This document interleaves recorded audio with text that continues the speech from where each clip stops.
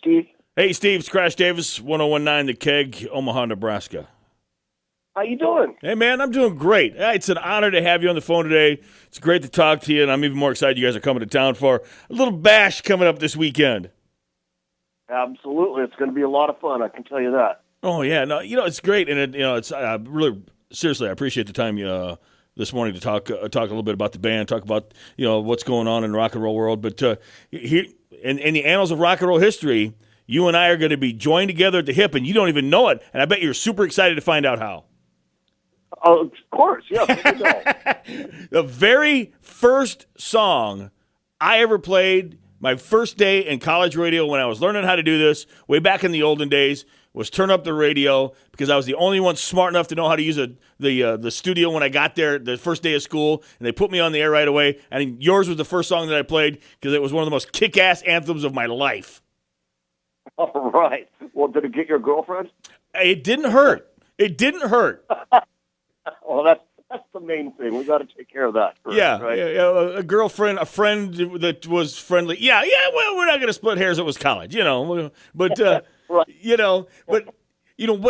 of the things that has always fascinated me is the longevity of that era of music that you guys were a part of. On how there's still a demand for artists like you to this day, because people just there was a block of music that came out. And you could call it glam, you could call it hair metal, whatever you want to call it. To me, it's rock and roll. It's all one big happy family. But Absolutely. But when it comes right down to it, there's still that demand to this day, and people want to hear them songs. They want to see you guys play, and they want to just rock their asses off. I think it has a lot to do with the fact that, back in the 80s, those songs were so catchy. You could sing along with everything you were hearing on the radio at the time. Mm-hmm. And I think people miss that. They miss that whole era of being able to sing along with stuff. During the 60s, you could sing along with stuff, even during the 50s and into the 70s, but the 80s, longevity there is, I think that people just love that music so much, and the thing is that they turn their kids onto it, and their kids like it too. So a lot of festivals and stuff that we play, we see, the parents there with their kids, and they're totally rocking out. Some of the kids even know the lyrics to all our songs, and I'm going, my God, their parents must be fans because, to recite all the lyrics to each song like that, that's pretty cool. Yeah, go ahead. No, I was going to say, but just dovetailing what you were saying, whenever we do shows like this with bands from that era, it's so cool to see how many kids there. And that's one of the questions: is it an all ages show? Can our kids come and see this? Well, because the kids want kids. I really, to be honest with you, Steve, I go back to good parenting. It's just good proper parenting if you raise your kids up on some metal, some hair bands. You know what I mean? Oh yeah, absolutely. It's got a lot more positive influence than most people think. The whole '80s thing. Like during the '60s, there was a lot of protest song about the war and everything, even into the '70s, and there was a lot of change going on. But during the '80s, that kind of solidified, what it was to be upbeat and happy and just have a great time. And I think that's what people get from these songs. And I think that's why it hasn't dissipated over all these years. And right now, it's strong. It's as strong as it's been in since the '80s. Basically, it's very strong right now. We play all these festivals and everything, and you can't believe how many people are out there, and how many bands are still together playing. It's been really cool because we kind of are doing it's almost like a high school reunion where you get together with these guys that you haven't seen for 30 years. Yeah, and that's really cool. But like we were saying, there's just an era of positivity about it that we didn't have with '90s music, because that kind of went away for a while, and people want to remember a good time. And it wasn't all upbeat and happy. I'm not trying to blow smoke up anybody's skirt, but at the same time, when you look back at that, it was a positive. We can accomplish anything. Let's have a good time. Let's rock and roll. And it wasn't doom and gloom and hate rock, and nothing wrong with the grunge if that was into your thing, but that was kind of depressing music compared to what was cranking out in our generation. Oh, yeah, completely. I mean, most of the stuff, like guys like Pearl Jam and Alice in Chains and Soundgarden, they had some good material out, but a lot of the stuff from Seattle back in the 90s was, I call it the heroin diaries, because I love that. it's like the thing that was going on was in Seattle that was most popular at that time was heroin and suicide, and I'm going, I don't really apply to that, so I think I'll just keep listening to what I have been listening to because it just didn't fit my mold at all. How heady is it to realize? You guys were rebels back in the day, right? I mean, you, Def Leppard. I mean, it doesn't matter. You pick a band. You guys were badasses. You were the negative influence. You were the girls that were making. You were the bands that are making girls do naughty things. God bless you for that, by the way. Personally, as a boy growing up in that generation, I want to thank you for that. But when you look at how mainstream that has become now, whether it's in marketing for national ad campaigns or movies or in TVs, it's the soundtrack of America to a certain extent because a lot of big national companies market using that type of music.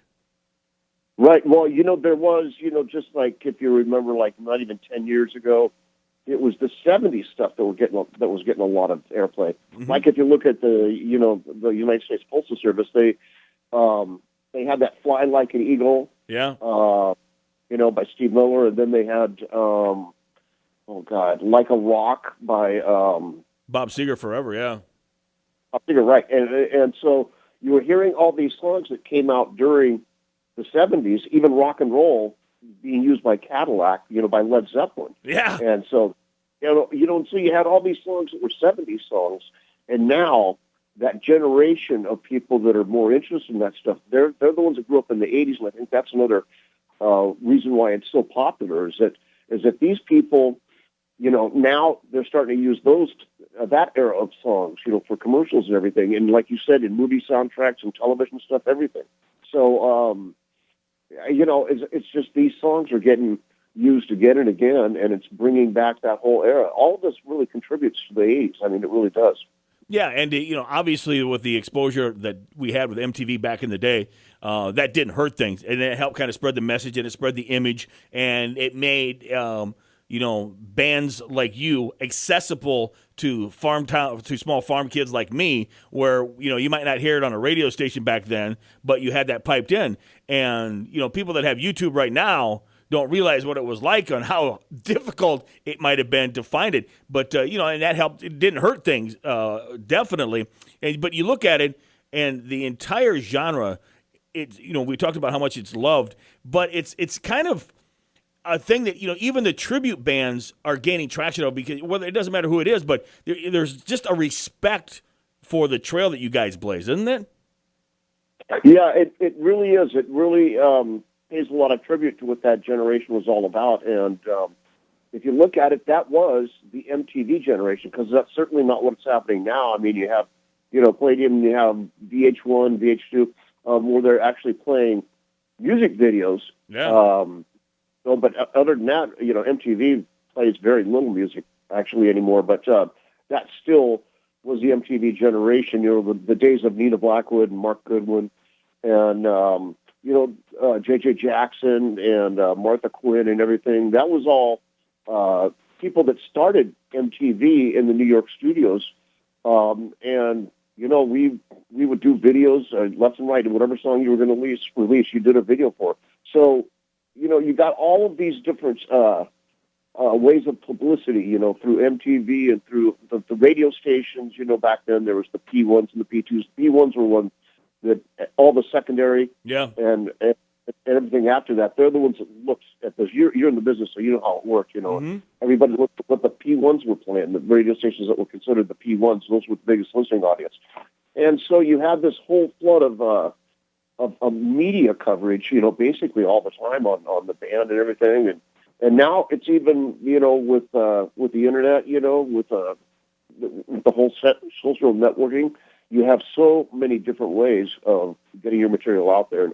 And you don't need a network television anymore to do that. Yeah, it's crazy on how that platform works and how people have just the whole dichotomy of it in a short period of time, less than the last 10 years. The whole industry has changed, and nobody saw it coming like this. Nobody.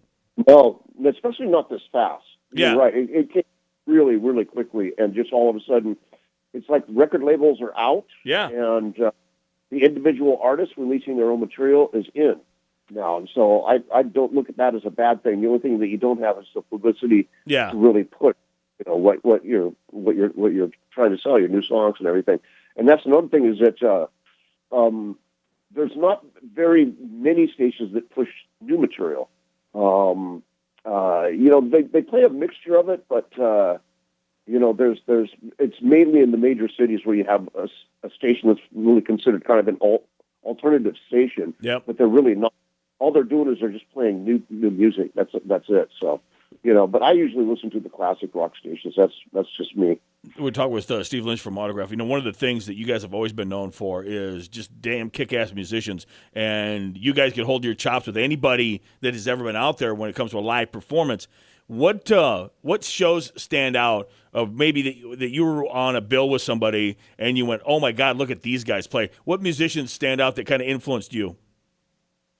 I would say, of course, Van Halen was good live back in those days. We toured with them starting in January of 1984, and they were pretty tight. But Motley Crue, that was great. It was great watching Tommy up there, and the band Motley Crue just plays together just really tight, and so we had a great tour with them. The parts of it that I remember anyway, there was like 6 months. A little bit different times back then.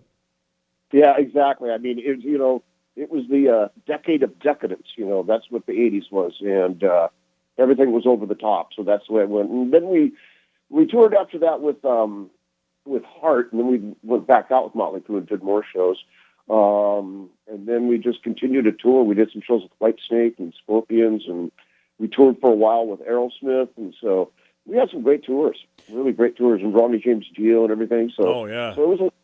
Oh yeah, all of them were really good. I mean, all of them were really good live. You mentioned Heart; they were just here last week with Joan Jett, and those ladies can still absolutely bring it. Oh, but they can. Yeah, they got it. So good for her. She's still out there rocking it too. Yeah, but hats off to her. It's a great thing. Well, it's going to be happening this Sunday night at Whiskey Tango downtown. We still got tickets available for it, but it's going to be a great day. The Memorial Day Bash brought to you by 1019 The Keg. An Autograph is going to be there. Steve, thank you very much for your time, man. It's really, seriously, it's been an honor to talk to you. It's been one of my bucket list things, doing this thing as long as I have. I've been truly blessed, and to get a chance to talk to you and get ready for this show, it's a high watermark. I really appreciate it. Oh, absolutely, and remind me to get you one of our new CDs, Louder, also, while you're there. Oh, I'd love it. Yeah, I'll definitely get you one of those CDs, and we'll be able to sign it for you. So awesome. We'll be glad to do that. Awesome. And that's another thing. If anybody wants to come and visit us after the show, we hang out afterwards. You bet. We sign autographs, take pictures, and stuff like that. We're not the type that just runs off stage and splits. We like to hang out with the fans and just spend some time with them. The party's not going to be over when you guys get done. That's for damn sure. But Steve, thank you very much for the time, and I appreciate it. Safe travels, and we'll see you this weekend. You got it. Thank you, Crash. You bet. All the best. Okay. Bye-bye.